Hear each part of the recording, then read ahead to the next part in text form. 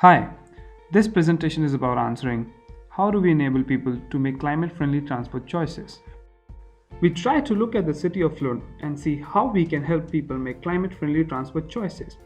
Lund has one of the highest proportion of people using bikes, 45%. That's 45,000 people using bikes every day. But Lund has a long way to go, with the other half of the population still using car. Moreover, studies show that people often use cars to travel small distances of even less than 1 kilometer, and we think that there is a huge potential for improvement. Take the case of Chris. He wants to travel by public transport and owns a bike, but finds various difficulties and in the end opts for a car. Or meet Bill, Chris's friend, who always takes his only mode of transport, a car, for wherever he goes. These are two types of people who use car, the only difference being that one has a pro-environmental attitude and the other doesn't. Often, people take the easy route, taking a car instead of biking or sometimes taking a train, because they are not able to see what impact their choices have. This is where our solution becomes important. With the concept of CO2 savings account, we want to make people realize the impact of their daily transport choices.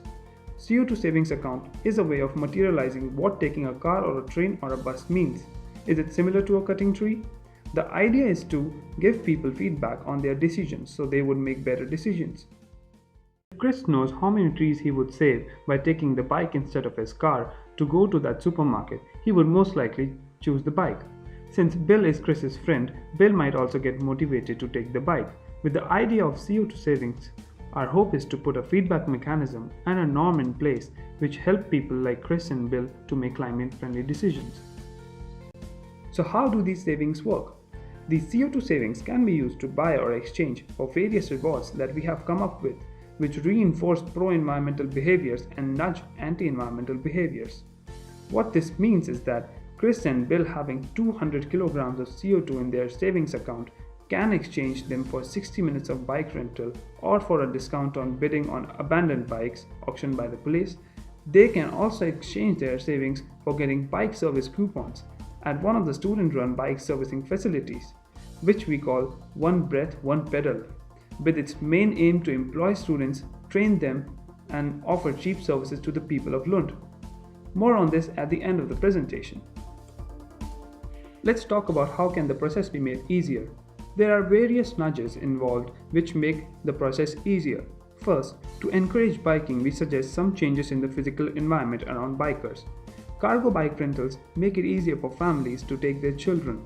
Renting foldable carts at nominal charges is now possible from the bus station and help carry heavy luggage home.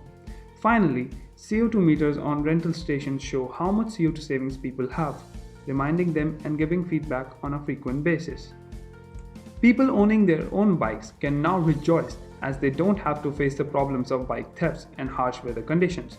Safe public bike sheds at key locations near supermarkets and bike accessory vending machines throughout the city ensure people that their bikes are safe and that they can survive harsh weather in case of emergencies by buying rainwear from the vending machines.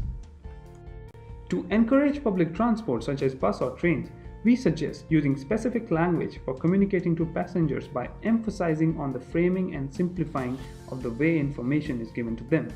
Remember Chris and Bill and the way they got feedback? Chris and Bill now understand the meaning of their actions when they see the text messages and info on the screen while in train and how they have saved 4 trees. This is because information is presented in a form that allows them to make more sense of the data and relate it to tangible things in their lives. For instance, 200 hours of driving at 60 miles per hour emits 3,773 kg of CO2, which is like cutting 100 trees, or maybe using 1 million sheets of paper, or traveling 750 hours by train. Now Chris has enough incentives to use public transport, and Bill also has started thinking about using it. But how do we make sure people like Bill are motivated enough? For the particular case of Lund, which has a strong sense of community and a small population, people communicate with each other and thus are influenced by social norms. We think this plays a big role. However, one major way Trafikverket can support creating a social norm is by initiating a chain of student-run bike service facilities which employs only students in Lund who are eager to work and train them to repair bikes. Being a student, the services are cheap compared to the professional bike mechanics. As Trafikverket employs students, they also become a medium of information transfer. Meet Ben, Alicia and Lisa who will explain more about the concept. Lisa! Oh, Alicia, hi. Hi, wait for me. Hi. Exhausted. See you. Why are you exhausted? Are you walking? Yeah, I came walking the whole way. Ooh, what is happening on your bike? It broke once again. Oh no. And- Oh, dear. Yeah, I don't even know what to do. You know, like the shop that Yeah, I recommended the shop there. Yeah, but it's like 150 krona just to have him check it. So That's I don't Yeah. have that money right now. I can see it.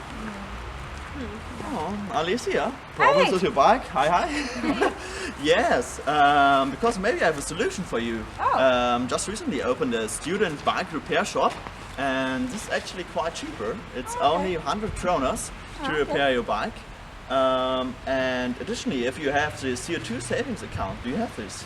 Oh, savings account. Yeah. Yeah. Yeah, because you should start it, and then if you have 500 kilograms of CO2 savings, you can get a 50% discount on your bike repair stuff. That's cool. And Yeah, and then it will be really cheap for you to repair Yeah, bike. awesome. Nice. Yeah, sounds wise. Yeah.